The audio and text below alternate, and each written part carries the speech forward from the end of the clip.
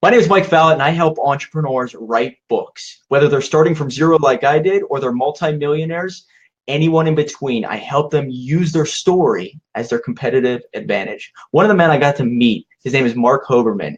He had a hell of an experience as a kid with seizures. He was able to overcome the adversity and use that as a way to connect with kids. And now he has a company called Great Success. So as a best-selling author, he's out there getting speaking gigs with schools, universities, different events, and I'm lucky enough to have him for a few minutes. Marc Hoberman, thank you so much for doing this. Thanks for having me, Mike. Pleasure. So introduce yourself to the audience here. Who are you? What made you write the book? And how do you use it to basically increase your personal value? So, as you said, my name is Marc Hoberman, and I'm pretty much finishing a 33-year career as an English teacher. The way the book came about, honestly, is that when I was 16, I moved from Yonkers, New York, on 3 weeks' notice from Yonkers, New York to Hollywood, Florida.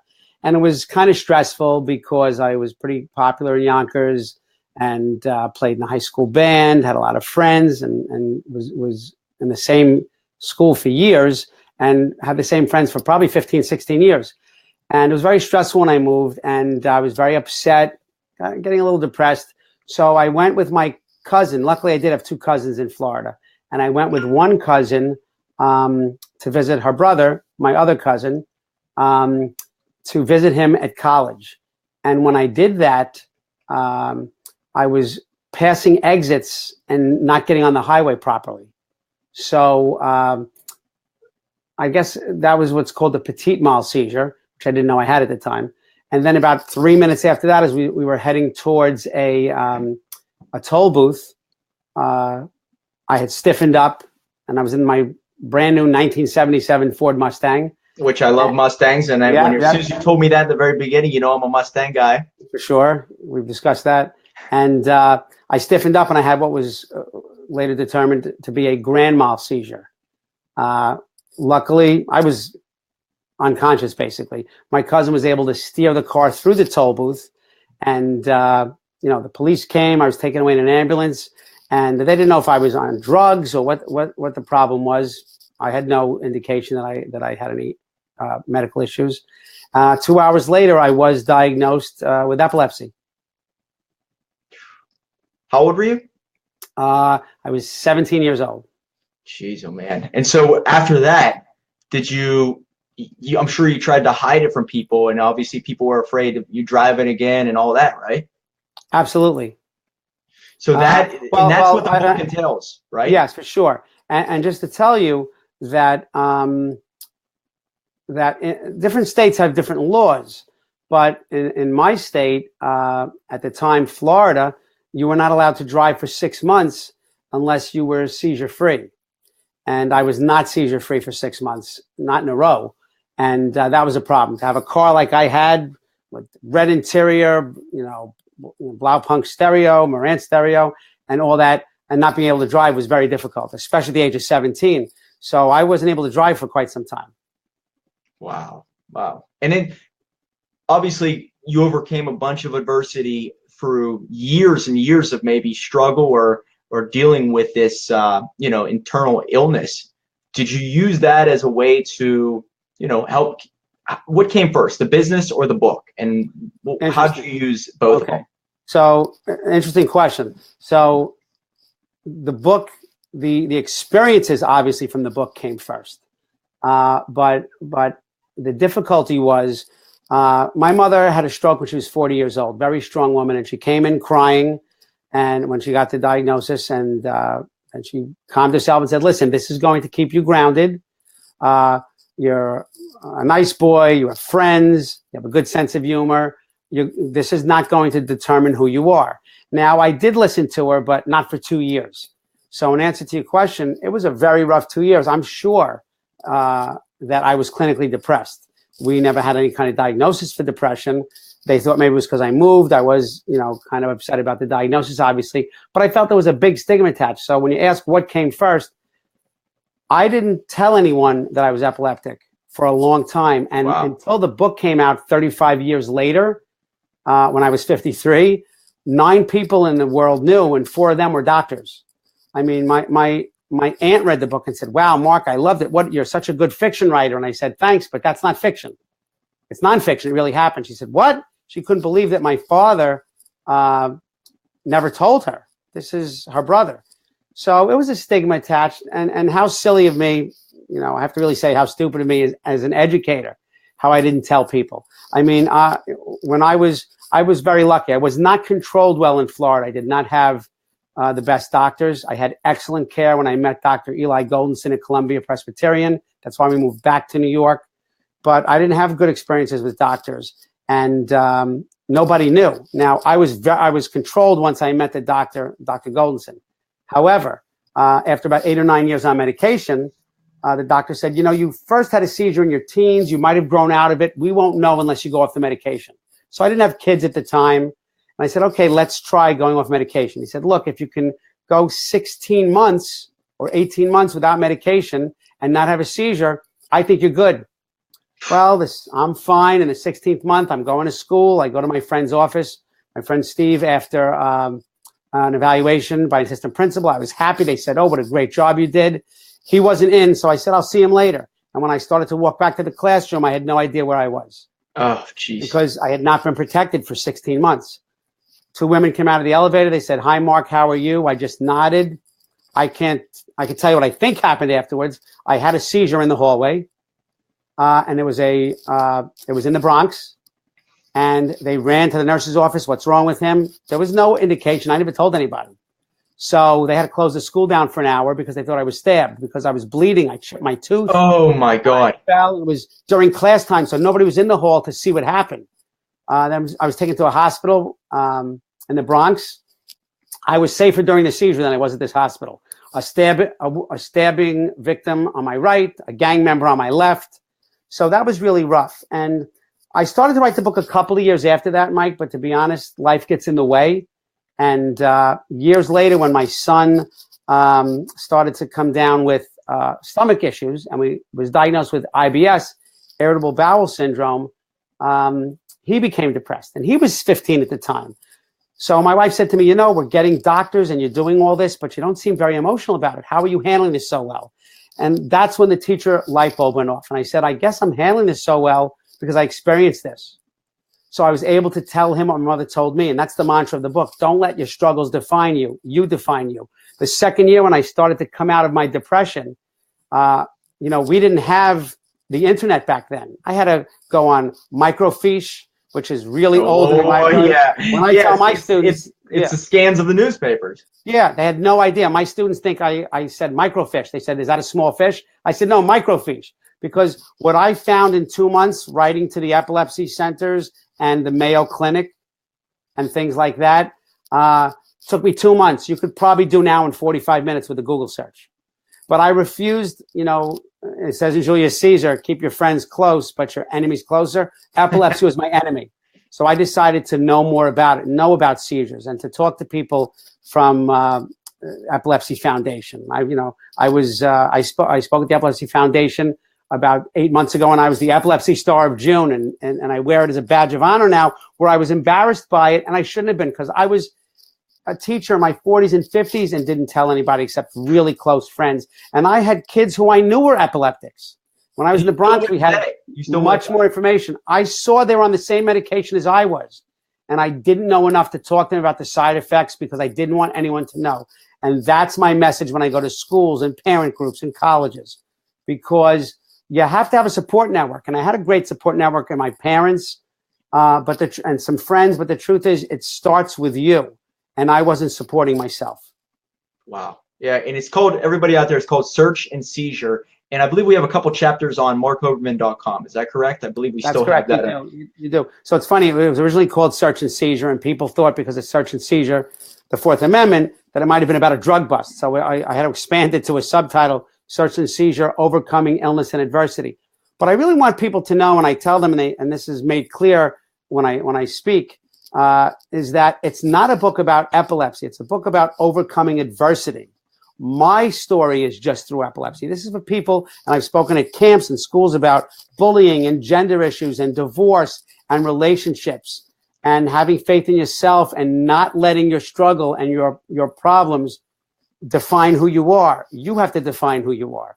So it really is a book about that. It's more of a motivational thing than a sad story. I think it's a success story because, I went through it as a teen, as a young adult, as a parent, and up until my 30th year of teaching, nobody knew. I wrote a Common Core curriculum. I teach it in my school.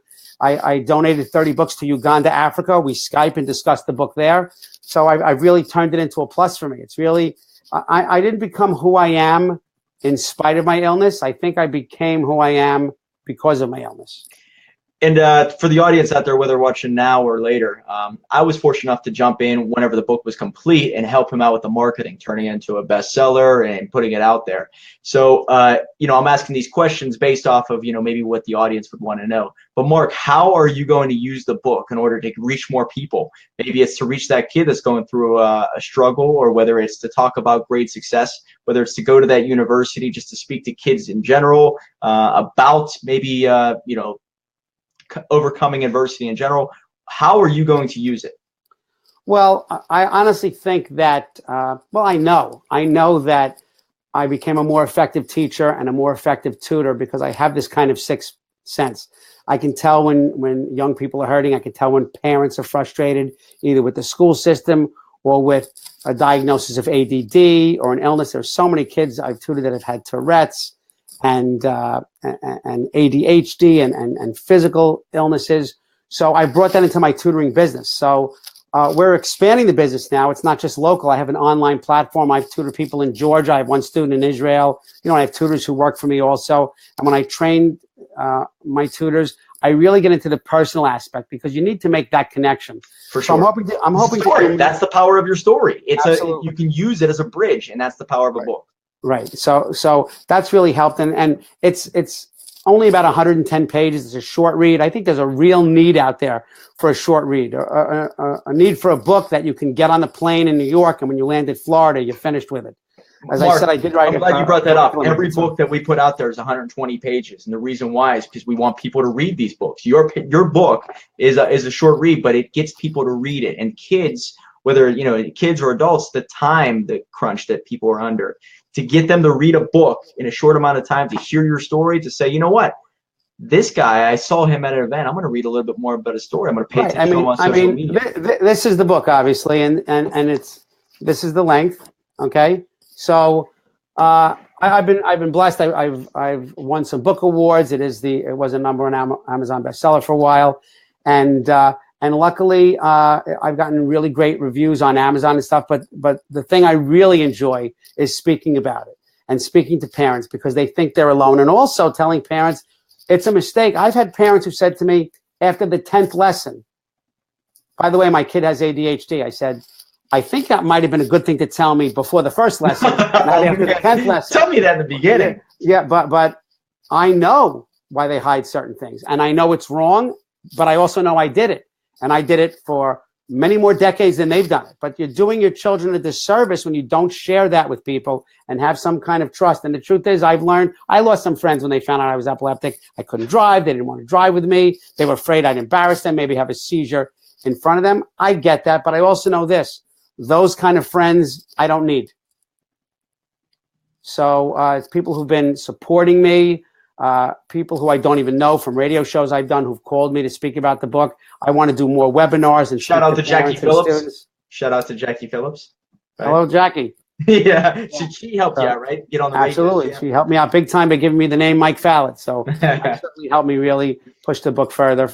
So that's been great too. Marc, do you think that what you went through has given you an advantage coming, from the tutoring industry? I guess since you can tutor and you can relate to people who are going through what you just described, do you think that gives you and your company an advantage over maybe your competitors?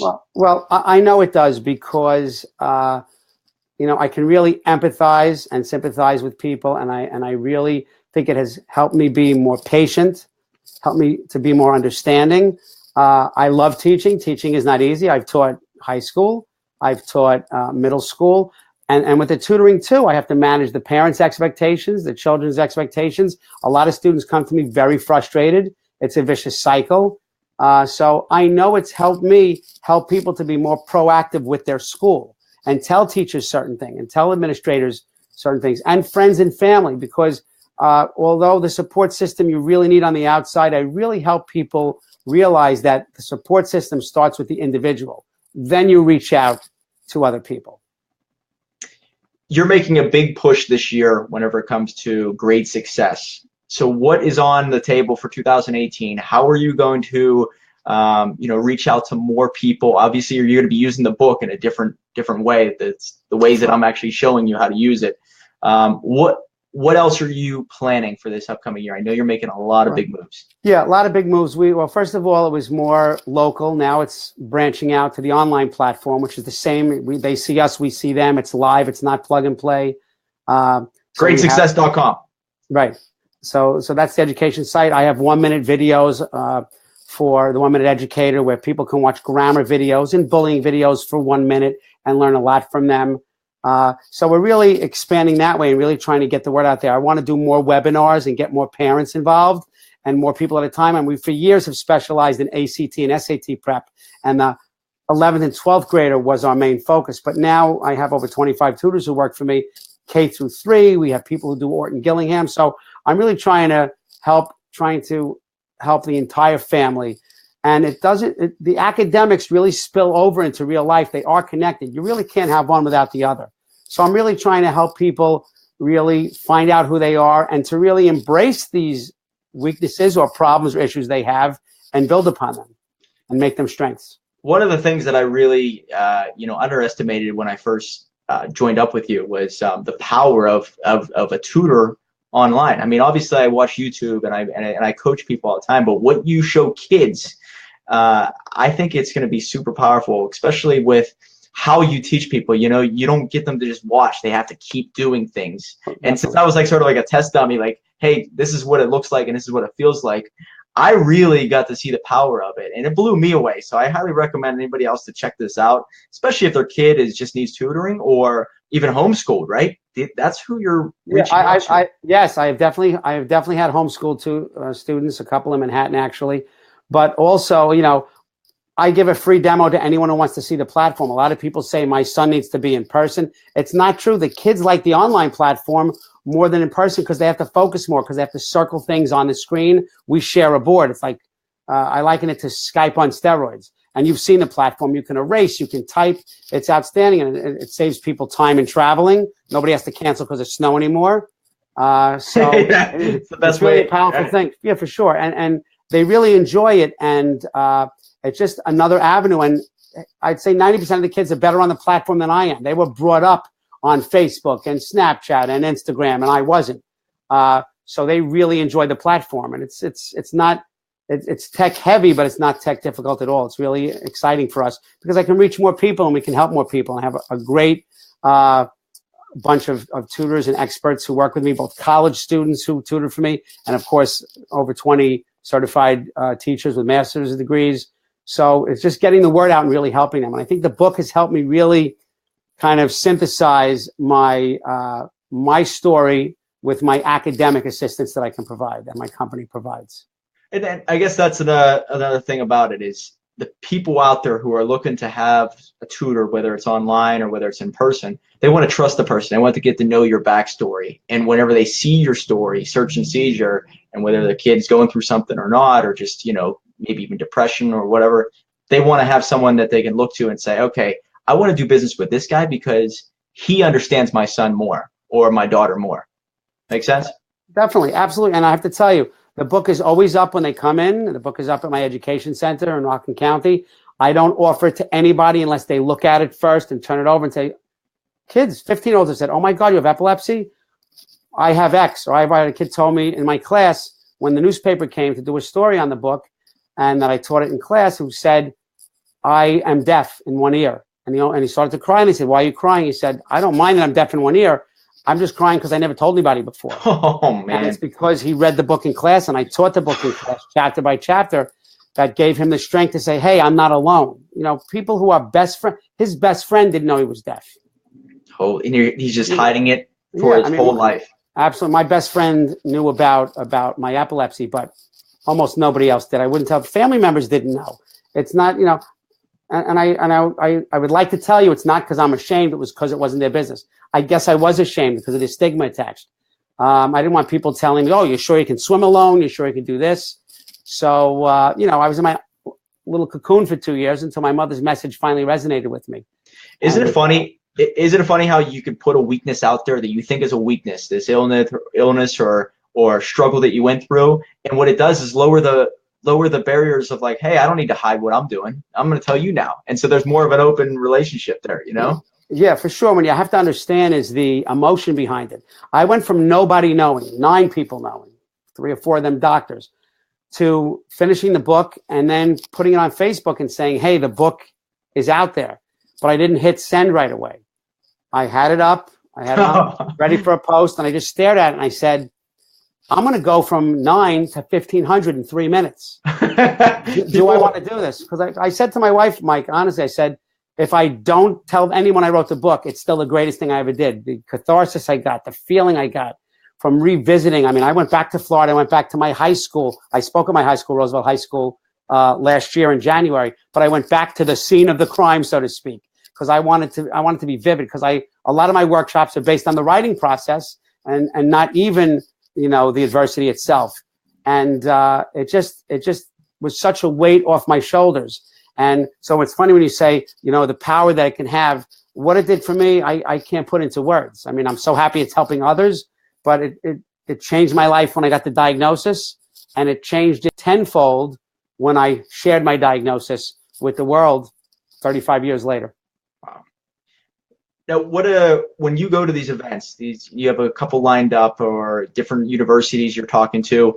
Are you going to be talking about that? Are you going to be talking about the power of tutoring? Where is your concentration this upcoming year? Because obviously, if there's anybody watching now or later, you know, you're looking for people who need kids to be tutored or homeschooled or something online, but you're also looking for people that are event organizers that are looking for speakers like you.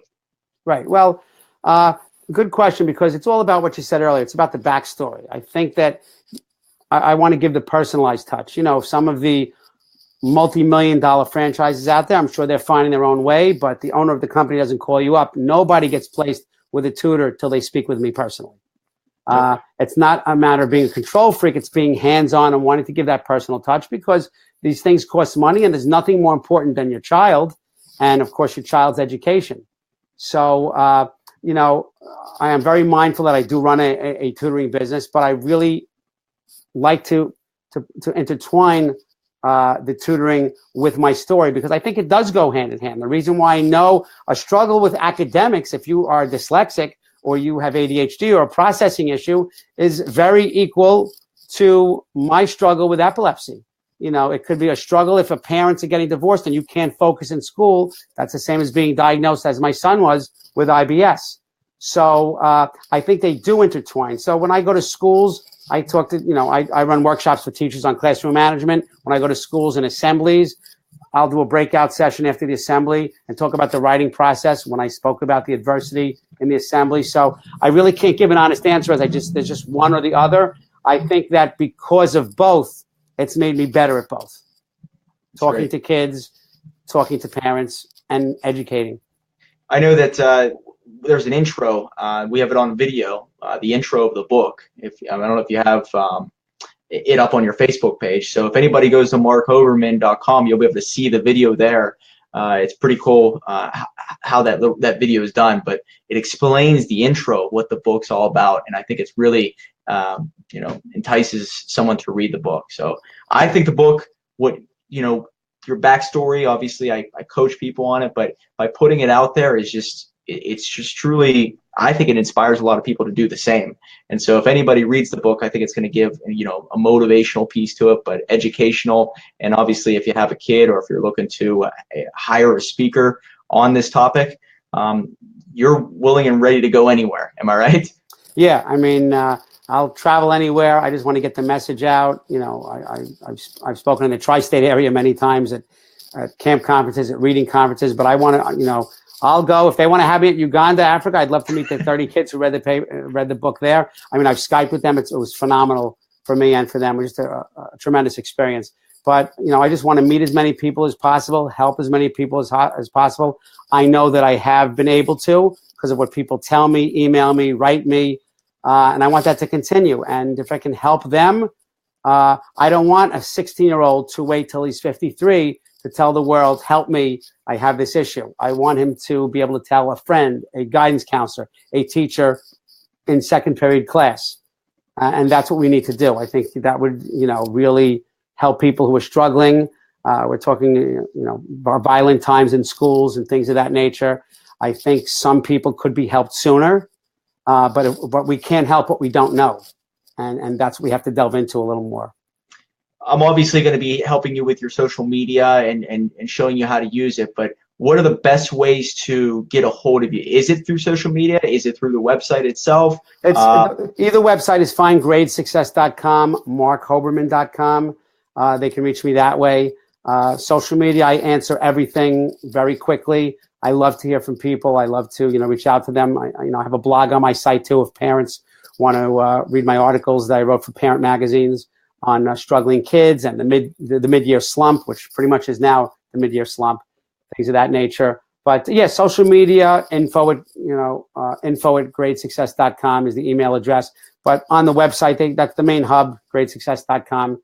They could do as well as marchoberman.com. So you really need to start Instagram more. I'm telling you, man, there's so much power in that, and I can't wait to show you some of the tricks that's worked for me. So I know you've been a great help so far, Mike. So I'm in for the long haul this time. Oh, it's beautiful. Okay, so guys, the website is gradesuccess.com. The book is called Search and Seizure. You can actually buy a paperback version right now on Amazon. I don't know what the ranking is still, but it was a #1 bestseller, and I highly recommend it. So check this guy out. It's an ebook form too. It's an ebook form. Kindle, the iBooks, even I think on the Nook, I think as well. And anyone listening, if anybody's interested in testing out the platform, I'm happy to give a demo to whoever wants. It'd be my pleasure. That's it. Yeah. And I'm telling you guys, I was a B student in school because I would slack off, look out the window. And whenever I was going through his presentation of it, there's no way that I could slack off. I had to actually stay focused on it. So I could attest to, you know, kids can't get around it. They're going to be paying attention to it. It's actually very entertaining. Highly recommend it. I appreciate that, Mike. All right, guys, check him out, marchoberman.com. You'll learn more about him and his backstory. And Marc, I really appreciate it. And any speakers or event organizers, reach out to this guy. He's ready to go. And you always like to find people who, thanks so much. You know, are, you know, willing to travel anywhere. So that's beautiful. Great. Thank you so much, Mike. I really appreciate it. I'll talk to you guys. I'll see you guys on the other side. If you need a book or anything, we're here to help. Thank you.